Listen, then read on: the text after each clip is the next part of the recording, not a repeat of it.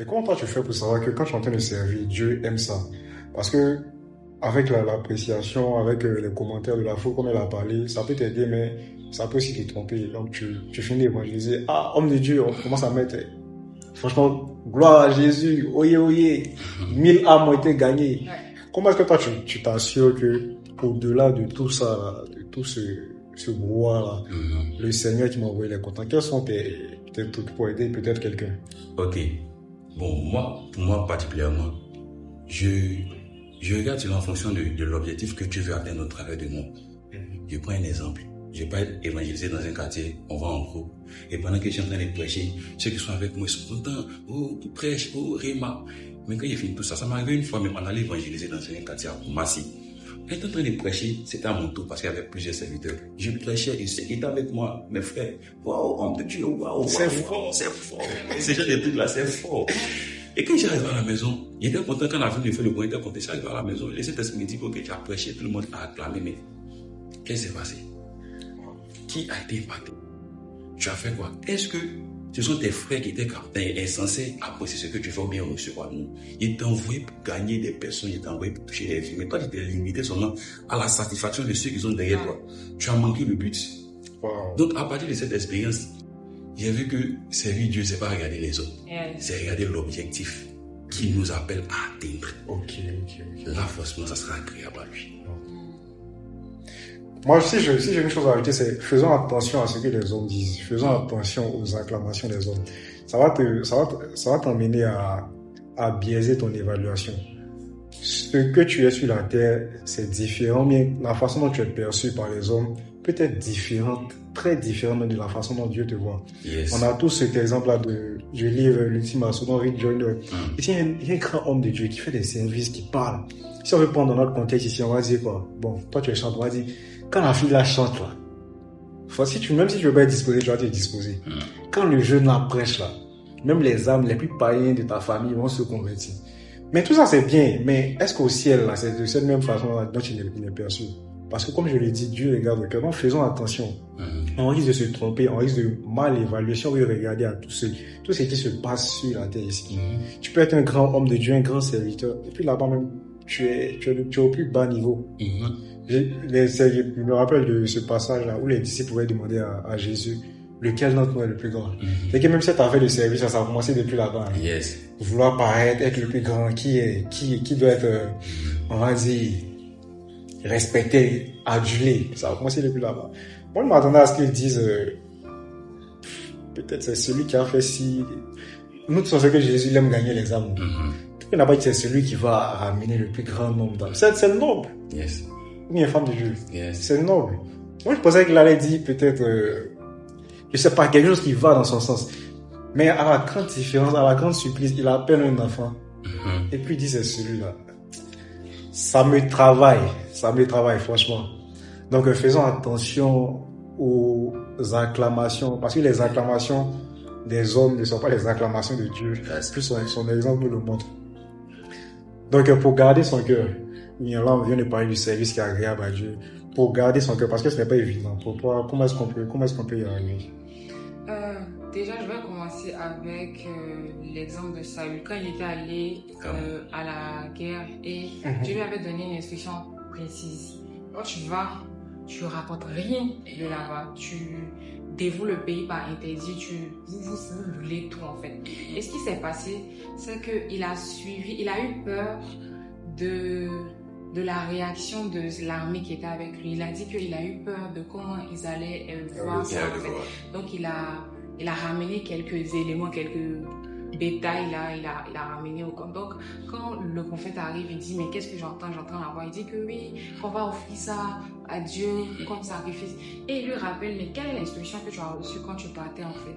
Et c'est à partir de là que le verset qui dit que Dieu préfère l'obéissance au sacrifice. Donc moi je dirais vraiment apprendre à garder son cœur, ça part déjà du principe qu'on cherche à être obéissant à Dieu par rapport à une chose qu'il nous dit en fait.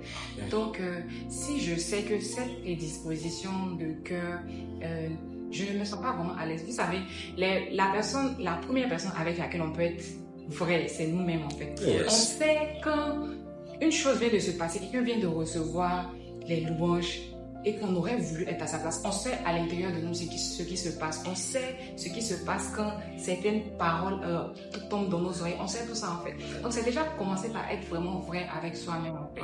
Être vrai avec soi-même et puis arriver à faire des introspections mais vraiment de façon régulière. Déjà poser la question au Saint-Esprit. Pourquoi est-ce que quand j'entends ça, quand on me dit ça, quand je vis tel, pourquoi est-ce que je sens que mon âme réagit comme ça en fait?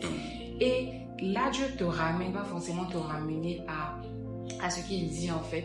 Et à partir de là, tu vas savoir comment obéir à Dieu par rapport à la situation en particulier pour pouvoir éviter de ne pas être en train de garder son cœur. Parce que les personnes avec lesquelles on vit sur la terre, que ce soit dans le milieu chrétien ou dans le milieu non chrétien, ce sont des personnes qui ont finalement tous été blessées. Donc c'est des blessés qui blessent d'autres personnes en fait.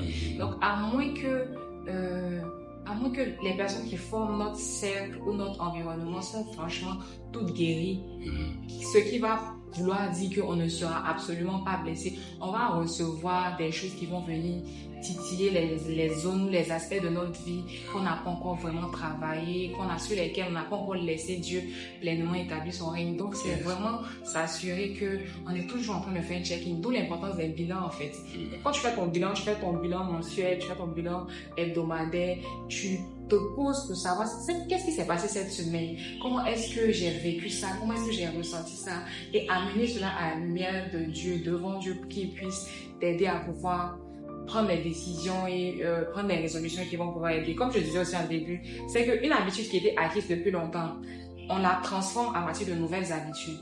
Et c'est la répétition des habitudes qui apporte le changement. Donc je ne peux pas estimer que quelque chose que j'ai l'habitude de faire, une chose à laquelle mon âme était habituée, va être changée instantanément. La guérison peut se produire là, mais la transformation va venir avec la pratique d'habitudes qui sont nouvelles en fait. Donc apprendre à garder son cœur, c'est une discipline qu'on doit se donner régulièrement en fait. C'est tous les jours. Tu vas entendre des choses que tu n'as pas envie d'entendre, que tu vas vivre des choses que tu n'as pas envie de vivre. Et c'est la décision que tu prends toi-même de pouvoir garder. C'est un choix. Garder son cœur en fait. C'est pas quelqu'un qui le garde à ta place. Il est à l'intérieur de toi. Donc, tu ne vas pas donner la responsabilité à quelqu'un d'autre. C'est ce que moi j'ai à dire par rapport à ce point. Amen. Donc, merci. Comme elle a dit, c'est un choix. Et si tu t'en souviens, on en parlait il y a peu. Parce que, à longueur de jeunesse, chaque jour, on est confronté à ça. On parlait souvent, tu es là, tu vois un statut, les jeunes qui viennent d'arriver. Nous-mêmes, on est encore jeunes, mais il y a nos petits frères encore qui sont là. C'était fort. Yeah. Jésus a opéré, tu regardes et puis tu dis, et puis, il vient d'arriver, mais il te regarde comme quelqu'un qui, donc souvent, tu as ce désir, attends, le petit, laisse qu'il me connaît. Je vais lui montrer que, tu vois, quand il vient d'arriver là, généralement, tu es excité, tu es chaud, ouais. Mais comme elle a dit là, c'est un choix. Et c'est une décision quotidienne. C'est pas comme si tu vas être là comme ça, il n'y a pas de tentation, rien ne va t'emmener à vouloir montrer ou bien à vouloir paraître. Il faut véritablement prendre la décision de garder ton cœur dans chaque action. Moi, comme ça, je me souviens que j'avais préparé un statut, là. Femme de Dieu. Parlons de statut. Non, quand j'avais vu le statut, là, elle a dit, homme de Dieu, tu as les Réma. Et quelque part, bon, faut être honnête, la grande partie de mes motivations était saine. Je voulais parler de Jésus. Mais au fond, là, il y avait un petit truc. Toujours ce truc. Toujours ce petit truc. Il a fini de télécharger, parce qu'il voulait parler des livres. La révélation de l'homme de Dieu. Ton frère Ivan, un statut, il va te livrer, il va te faire shifter. Donc, il a fini de préparer mes statuts, je viens, je suis sur le point de poster. Il m'a dit, tu fais quoi? Je me suis assis là. Tu m'as laissé, il a fini, il a posté. Donc, il a mis à côté, il a dit, bon, peut-être, après, je vais revenir à de meilleurs sentiments. Où je vous parle là, je n'ai pas encore fait. Il a supprimé même le statut. Pour dire que on est tous confrontés à ça. Peut-être que c'est parce qu'on n'a pas eu. Sinon, chacun a une anecdote de ce genre. Donc, homme de Dieu, pour garder son cœur, est-ce que toi, tu as d'autres choses que tu vois? Oui, ce que j'aimerais dire par rapport à ce truc, c'est que, d'abord, il faut savoir que nous sommes dans un monde où, ce qui attire beaucoup l'attention, pour, il peut dire les honneurs, parce que c'est ça qui gonfle le cœur. Les acclamations, tout ça. Ce qui attire plus ça, c'est la réalisation des performances. Quand tu réalises certaines performances, forcément, même ceux qui t'aiment pas, ils vont t'acclamer. Dans le monde, comme avec Dieu, c'est pareil. Je prends un exemple. Dans le monde de l'athlétisme, on a Usain Bolt. On nous dit qu'il a battu un record de 9,58 secondes. Il n'y a pas quelqu'un qui a fait ça. Ça, c'est une performance. Et avec ça, tout le monde l'acclame. Tout le monde fait ceci. C'est pas mauvais la performance. Dieu n'est pas un Dieu de médiocrité. Dieu est un Dieu d'excellence. Il veut que nous aussi, nous travaillions avec excellence. Nous réalisons des choses. Mais le piège, c'est que le diable n'est pas venu à nous choses définies de l'essentiel, en nous amenant à évaluer notre performance en fonction de ce que, de ce que les autres font. En fonction de ce que les autres réalisent. Au lieu d'évaluer ça en fonction de ce que Dieu nous appelle à réaliser. C'est-à-dire, comme l'autre a gagné 500 personnes, que toi tu as gagné 2 personnes, tu te dis que non, tu n'as rien fait. Merci. Or, toi, dans ta feuille de route, Dieu t'appelle à gagner 2 personnes. Merci. Mais tu te dis que non, il a gagné 500, je dois gagner 500. Ou bien il a 1 million d'abonnés. Il a 1 million d'abonnés, donc je dois avoir 1 million d'abonnés. Au devant des hommes, on dira que non, lui, il n'a pas assez évangélisé, il n'a pas l'onction. Mais au devant de Dieu, c'est lui qui a gagné 2 personnes. Même si toi tu as gagné 1 million, Dieu va dire c'est lui là qui a le plus travaillé pour moi. Et c'est lui qui aura sa couronne là-bas. Paul dit, je cours de sorte à gagner la couronne. Nous sommes dans une course où il n'y a pas une seule récompense, il y a plusieurs couronnes. Mais nous avons tendance à courir pensant qu'il y a une seule couronne. C'est-à-dire, entre nous, serviteurs de Dieu, on fait des comparaisons. Non, comme si moi je cours plus que lui là, j'aurai la couronne. Alors que chacun a sa couronne au bout de sa ligne. C'est-à-dire, c'est par rapport à toi-même. Voilà, par rapport à toi-même. Parce que Dieu t'a dit de toi. Dieu t'a dit. C'est ça qui gardera ton cœur. Sinon, si tu regardes autour de toi, tu vas oublier l'essentiel. Tu vas recevoir les acclamations. Mais le ciel ne va pas t'acclamer. Oh. Et ton cœur va s'enfler pour rien. Pour rien. Donc, voilà un peu ce que je voulais dire. Moi, je veux bien rebondir ça, en fait. En fait, on n'arrive pas à maximiser notre potentiel parce qu'on n'est pas concentré sur ce que Dieu nous a donné. Et c'est finalement ça qui fait que on est tergiversant, en fait. Parce que dès qu'une personne rentre dans la salle, fait mieux que moi, ou rentre dans l'environnement, fait mieux que moi, j'aurais tendance, parce que je suis en train de chercher les honneurs et chercher les titres, à pouvoir copier, calquer ce qu'elle fait pour pouvoir recevoir. Donc ça va un peu dans le sens que tu dis, en fait. Mais juste s'assurer que à la fin de la vie, Dieu ne va pas te demander des comptes sur la vie de l'autre.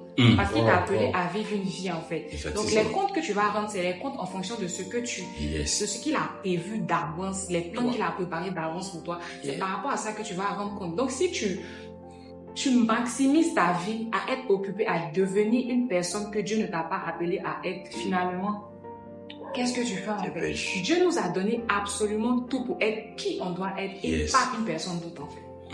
Absolument tout pour être non. C'est profond. Est-ce que tu peux dire ça? Dieu t'a donné absolument tout ce qu'il faut pour être toi et pas une personne d'autre. Donc si tu maximises tout, ton potentiel, ton énergie, à chercher à ressembler au meilleur venu chaque fois, tu ne sauras jamais qui tu dois être. Et tu auras gaspillé toute ta vie parce que finalement tu ne seras jamais concentré sur toi et sur ce que Dieu veut faire avec toi. C'est vrai qu'on copie, c'est vrai qu'il y a les modèles. Les modèles ne doivent jamais venir effacer qui Dieu a vraiment voulu qu'on est, en fait. C'est ça. Jean baptisait d'eau, Jésus est venu, il a baptisé d'esprit et de feu. Ça reste des baptêmes, mais c'est différents types de baptêmes. C'est vraiment... C'est femme de Dieu. C'est différent. C'est fort. Et tu m'as donné à ça. C'est fini de moi. Parce que l'homme il dit wow. Franchement, merci. Je m'attendais, enfin, je ne pouvais pas m'imaginer que dans cette affaire de service là, on allait toucher à des points aussi. Franchement, Dieu sait faire les choses. Amen. Que Dieu te bénisse, femme de Dieu. Donc, pour résumer, il faut comprendre, il faut savoir ce que Dieu dit de toi. Qu'est-ce qu'il dit de toi? Qu'est-ce qu'il attend de toi? Et cherche à devenir cette personne-là. Regarde les autres, inspire-toi-en. Mais ne cherche pas à te comparer à ces personnes-là. Tu risques de te perdre. Tu risques de partir sur des chemins pour lesquels, de t'engager dans des missions pour lesquelles tu ne t'as pas appelé. Donc, moi, j'ai un autre point aussi que je veux aborder. Pour pouvoir garder son cœur, rester un serviteur intègre, en qui Dieu prend plaisir. Comme je sais de prier pour son cœur ou bien prier pour ne pas tomber.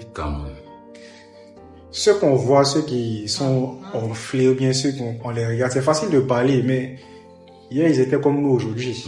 Ils pensaient que ça n'arrivait qu'aux autres. Moi je dis ça n'arrive pas qu'aux autres. Pendant que je préparais ça, c'est un peu cette pensée-là que Dieu me mettait à cœur.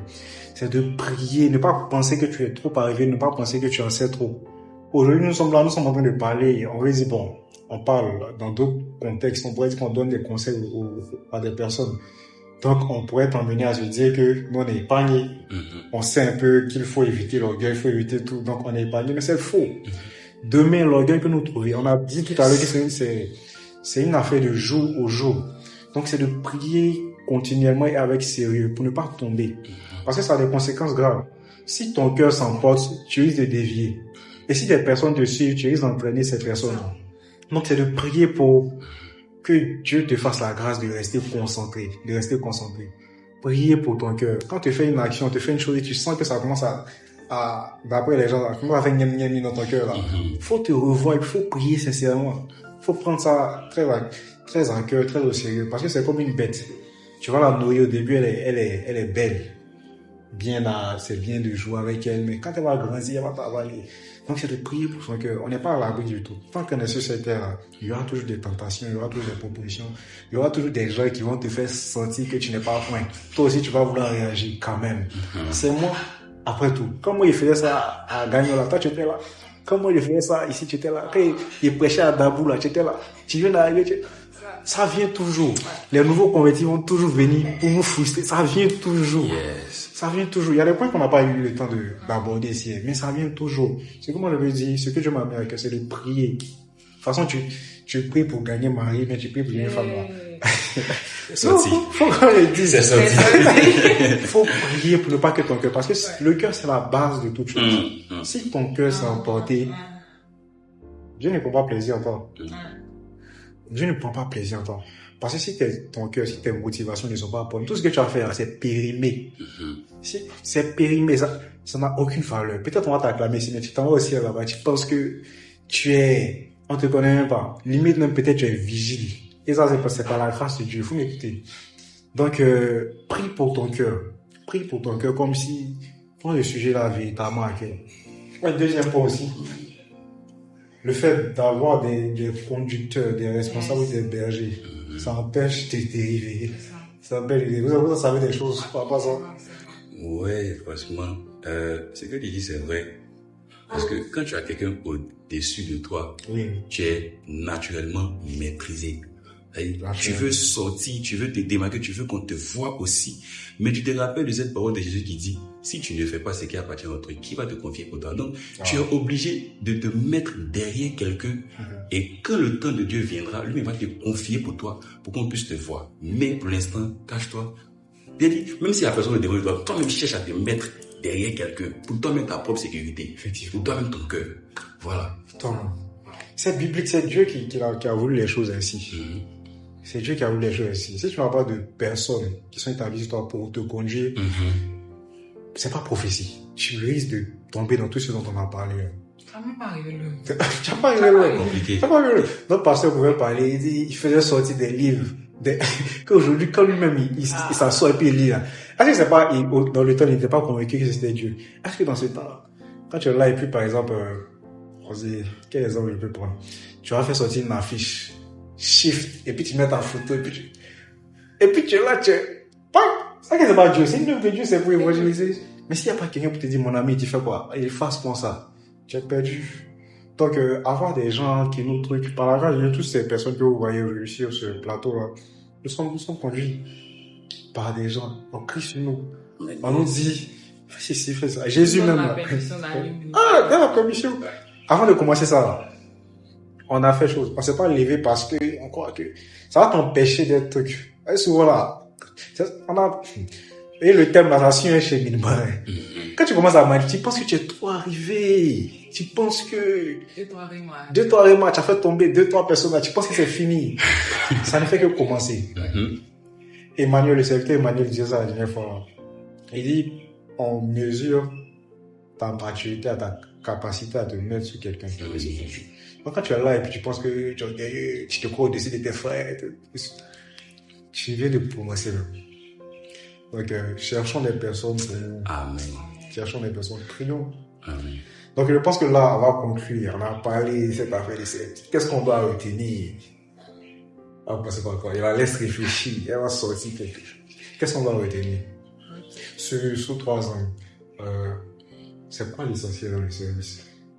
Comment est-ce que quelqu'un peut s'assurer que ce que je suis en train de faire, Dieu aime ça? Et puis, comment garder son cœur? Déjà, je dirais que il faudrait que le service qu'on soit en train d'apporter à Dieu, parce que c'est Dieu qu'on sert, c'est pas nous-mêmes. Donc, que ce soit un service qui se fasse dans l'obéissance à Dieu. Donc, c'est Dieu le destinataire de ce qu'on fait. Donc, c'est pour lui qu'on sert. Il faudrait que Dieu se retrouve dans ce qu'on fait. Et il y avait aussi quoi, le bien de... comment s'assurer que ce qu'on fait plaît à Dieu. Mais c'est ce que moi je voulais parler. Comment garder son cœur et puis... Pour garder son cœur, moi je dirais de façon pratique, c'est déjà ce que j'ai signifié, mais arriver à se dire que rien n'est vraiment un acquis en fait. C'est pas parce que j'ai réussi à garder mon cœur hier qu'aujourd'hui, qu'il y a une journée différente, je réussirai à prendre, je vais dire le garder mon cœur d'hier pour l'appliquer. Non, ça marche pas comme ça en fait. C'est chaque jour en fait décider de garder son cœur. C'est vraiment un choix personnel et voilà quoi. C'est ça. Merci. Donc, Bishop. Bon, c'est que moi j'aurais dit pour terminer, déjà le service de Dieu, faut qu'on retienne que le service de Dieu, c'est pas les titres, qui sont les œuvres. Wow. C'est ce qu'on fait. Il faut qu'on enlève. La Bible parlant de Anne, la fille de Phanuel, la Bible dit que la prophétesse Anne, mais nulle part on a vu Anne prophétiser. Elle passait son temps à intercéder. Ah, Jésus. C'est prophète, tu sais pas. Elle passait son temps à intercéder. Voici son ministère prophétique. Aujourd'hui, on est complexé. Complexé. Les amis font les temps chez toi. Parce que tu es prophète, donc je pense que tu es obligé de prophétiser. Alors que pour elle, c'était prier pour la venue du Messie. Elle disait, si Anne n'avait pas fait son ministère, qu'elle avait pensé à autre chose. Oracle du Seigneur. Prophétesse des nations. Et puis on avait pas été sauvé, ça devient bizarre. Donc il faut qu'on garde ce truc-là. Ce que tu fais. Maintenant, comment garder son cœur? On a l'exemple par exemple de celui qui était avant Lucifer, qui est aujourd'hui le diable. La Bible dit dans Ésaïe, il dit, toi l'astre brillant, toi le fils de l'aurore, tu as été précipité, toi le vainqueur des nations. Ça veut dire que quelque part, Lucifer a commencé à regarder à ce qu'il avait déjà accompli. Il dit, tu disais à ton cœur, j'ai livré mon trône. C'est pareil comme Nebuchadnezzar. Il dit, j'ai bâti Babylone par ma grande puissance et ma grande gloire. C'est-à-dire, quand tu regardes ce que tu as déjà accompli, l'orgueil va venir vers toi. Comment tu vas revêtir le manteau de l'humilité? Tu regardes ce que tu n'as pas encore fait, que Dieu t'a appelé à faire. Wow. C'est en fonction de ça que tu vois tout le chemin que tu dois pas. Il n'y a pas bien compris la partie là. Faut prendre quelqu'un. Il disait comme ça, l'humilité, l'orgueil vient lorsque tu es concentré sur ce que tu as déjà fait. Alors que j'ai pris un exemple sur une échelle de 100.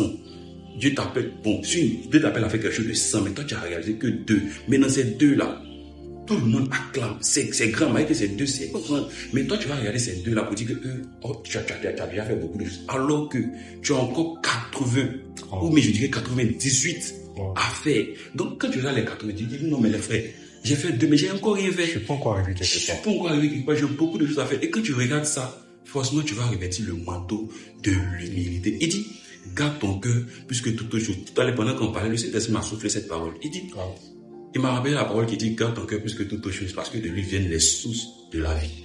Quand on parle de source de la vie, ça peut être une parole que tu dis à quelqu'un. Ça peut être un projet que tu as mis dans ton cœur qui va permettre aux gens de gagner du travail. Ça peut être quelque chose qui sera source de vie pour quelqu'un. Mais quand tu ne gardes pas ton cœur, tu empêches la vie dans les gens. C'est-à-dire, tu brûles ton cœur de sorte à ce qu'il y a des gens qui ont besoin de recevoir la vie, mais toi, tu es limité à quelque chose. Tu as étouffé cette source-là pendant que des gens ont besoin de recevoir la vie qui est en toi. Donc il y a ce truc-là, on doit toujours garder en vue ce qu'on doit faire, ce qu'on n'a pas encore fait, Forcément, ça va nous garder humble. Et puis le troisième point, c'était quoi? Je pense que j'ai tout dit. Donc franchement, voilà un peu les amis. Voilà un peu. Wow. Moi, mais ça me parle à moi-même, mais ça peut... On a beaucoup de choses à faire. Et pour ajouter à ce que tu as dit, même si tu fais 100 sur 100, il faut savoir que rien de ce que tu as n'a pas été donné. Donc, dans tous les cas, tu n'es rien, tu n'es personne, tu es juste là pour représenter. Je pense que... C'est comme ce que le pasteur Mohamed disait. Il y a quelqu'un qui lui a dit, pasteur, comment vous avez fait pour réussir? Il dit, mais est-ce que j'ai réussi? Quand je pense à la vision que Dieu m'a donnée, j'estime pas que j'ai réussi. J'ai encore beaucoup de choses à faire. Donc, votre réussite, je ne vais pas vous parler. C'est selon les hommes, sinon selon Dieu. Voilà quoi. Le diable et son agent, le monde, sont en train de nous faire voir les choses différemment. Revenons à la base. Ne rentrons pas dans le système, comme on l'a dit. Wow. Franchement, merci à Dieu. Merci à Dieu surtout de nous avoir permis de parler. Personnellement, ça m'a béni. Amen. Et toi, femme de Dieu? Franchement, j'en connais beaucoup plus. Et moi, j'ai été bénie par tous les partages. Wow. Et ça, on n'a même pas eu le temps de bien parler sur les réseaux. Il y a des points même là. Il y a des points. Où tu es, Dieu n'a qu'à te parler des points. Wow. Merci Seigneur. Je suis personnellement édifié par ce qui a été dit. Et je suis vérifié à l'essentiel. C'est quoi toi tu as dit, tu as montré puis un maître. Bon, soyons vigilants parce qu'on a dit que c'est une lutte quotidienne. Mais en tout cas, la base a été posée et on rend grâce à Dieu. Amen. Donc, les frères, je vais vous demander vos actualités. Voilà. Vos actualités, vous avez des choses à partager pour ceux qui vous suivent. Avant de clôturer, bien sûr. Ce que je fais, quoi. Oui, si tu as des programmes, tu as des événements, tu veux inviter des gens. Tu me donnes l'occasion de... Oui, bien sûr. Ok, que Dieu vous bénisse. D'accord, par la grâce de Dieu, nous sommes actuellement en train d'organiser un programme d'évangélisation et d'action sociale au niveau de Togo. Ça sera le 13 juin 2026 à partir de 16h. On va partir chercher les petits par à partir de 16h. Donc c'est un peu sur cette ligne que je suis actuellement. D'accord, tes réseaux, si on veut te joindre, si on veut... Non. Mais pour l'instant, tu as un serviteur caché. Non, j'ai des pages Facebook. Okay. C'est le nom du Moelle du Saint-Esprit, Facebook, TikTok. Et puis une chaîne WhatsApp aussi où on partage des messages, on prend en ligne, tout ça. Ok, d'accord, merci, Dieu te bénisse. Et ta femme de Dieu?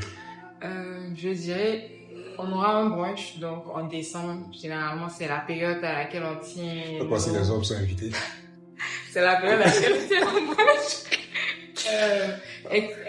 Exceptionnellement, je ne veux pas dire enfant, mais en tout cas, on aura le brunch, vous aurez plus de détails. Pour me suivre, pour suivre l'organisation, c'est SEM-ENT, donc SEM, S-E-M, et puis apostrophe E-N-T. On a une chaîne WhatsApp, vous pouvez nous rejoindre sur notre chaîne pour savoir plus sur les actualités, tout ce qu'on aura fait. On a également nos pages TikTok et Instagram sur lesquelles on est le plus actif. Donc voilà. D'accord. Donc, moi, mon actualité, sinon, nous, notre actualité, parce que toi et moi, c'est la famille. Nous sommes au thème de l'épisode 2. Comme je sais par grâce de Dieu que ça t'a béni. Le prochain épisode, c'est un plateau spécial. Et là, je passe l'annonce. C'est un plateau spécial sur un thème. Selon toi, c'est quoi le thème? On dit le. Qu'est-ce que tu vois dans l'esprit? Mes yeux sont fermés. Et je sais pas. Non. D'accord, on va te laisser deviner le prochain thème. Cette fois-ci, ça ne sera pas comme ça. Ça sera un plateau spécial avec un orateur, un invité spécial pour un thème spécial adressé à des personnes spéciales. Donc, ne manque surtout pas. Profite pour t'abonner sur notre actualité sur TikTok et WhatsApp pour l'instant. La chaîne WhatsApp, c'est Shift. YouTube aussi, la chaîne YouTube Shift. Il y a le précédent épisode que tu peux aller visualiser, partager aussi avec quelqu'un si ça t'a fait du bien. Alors, pour aujourd'hui, on a fini. Et avant de se séparer, je tiens à ce qu'on puisse prier quand même. Amen. On a parlé du service. On a parlé d'être centré sur l'essentiel, apprendre ce que Dieu dit de nous, ne pas se comparer aux autres. Donc, on va prier. Ensemble, on va prier pour quelqu'un qui nous regarde, quelqu'un qui est perdu. On va prier pour nous-mêmes. Prier pour que Dieu nous aide à fixer, centrer sur l'essentiel. Et aussi que Dieu nous fasse la grâce de découvrir son plan pour nous et de nous conformer à ce plan. Donc nous prions. Père, nous voulons te rendre grâce, nous voulons te dire merci pour ce temps que tu as permis. Je te rends grâce pour ces personnes qui regardent, ces personnes à qui, Seigneur, ce plateau est adressé, ces personnes à qui tu as parlé. Je prie que tu nous fasses la grâce de pouvoir garder nos cœurs. Merci pour la grâce que tu nous fais, Père Saint-Esprit, de garder notre cœur, d'avoir les regards fixés sur ce que tu nous appelles à faire. Afin de marcher, Seigneur, sur nous, ne pas nous consacrer aux autres, mais à nous tomber dans le piège de la séduction, dans le piège afin d'être des serviteurs agréables, des serviteurs celui que au nom de Jésus. Merci Père, tu aides parce que ta grâce tu aides, communique la grâce d'être un serviteur selon ton cœur à tous ceux qui sont dans Jésus. Amen. Amen. Amen. Amen. Amen.